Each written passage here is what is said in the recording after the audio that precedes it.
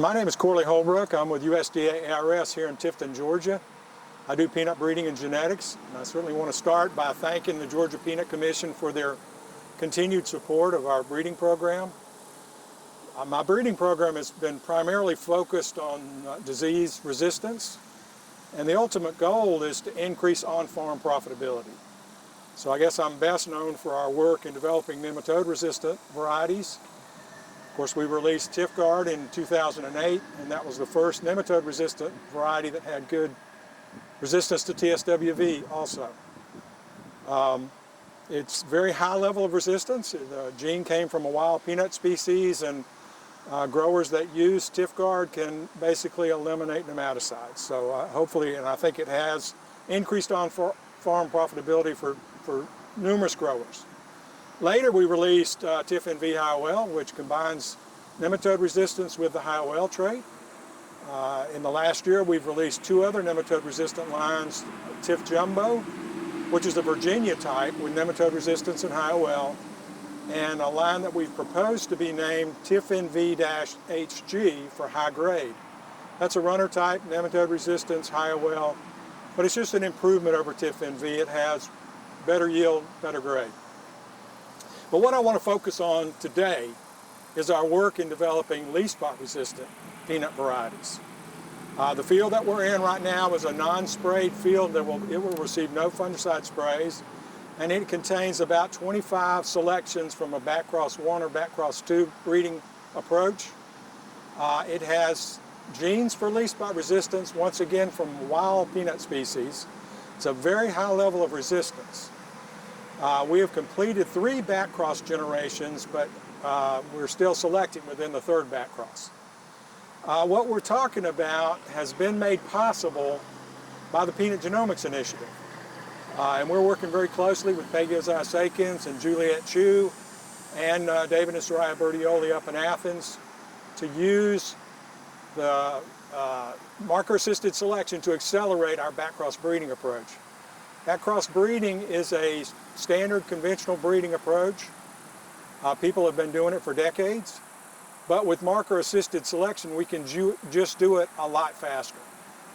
In the old days, it would take about 12 to 15 years to get to backcross 3 because you had to spend a few years to make the selections to identify the progeny that you would backcross. We have completed the original cross and 3 backcrosses in 4 years.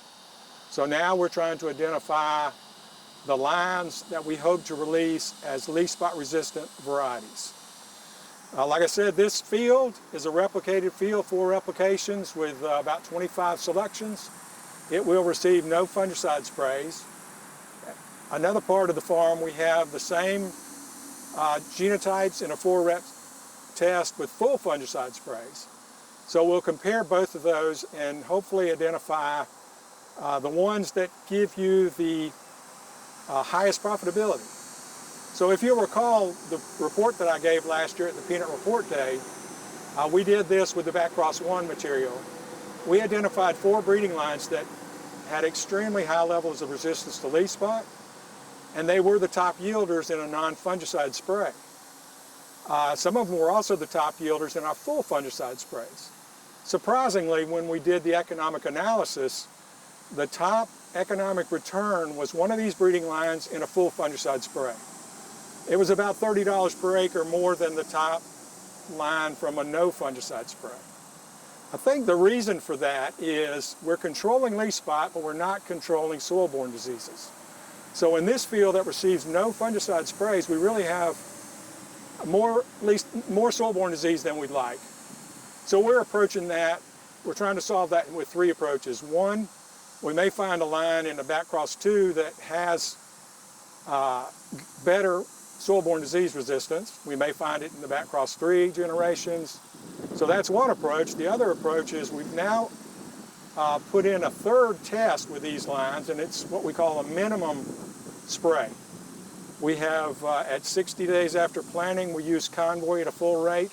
That's the only spray that test will get, but hopefully it'll provide some soil-borne disease control. So then we'll have those 3 tests, and we'll look at the economic return from all those 3 tests. The 3rd approach goes back again to the Peanut Genomics Initiative. Through that research, we've identified genes for white mold resistance and markers for those genes. So we've already made those crosses, and now we'll start using marker-assisted selection for both leaf spot resistance and white mold resistance. Hopefully we'll see you at the Peanut Research Report Day in February. We'll see you in person. If not, we'll see you virtually again, but I'll present pictures from these tests and data from these tests.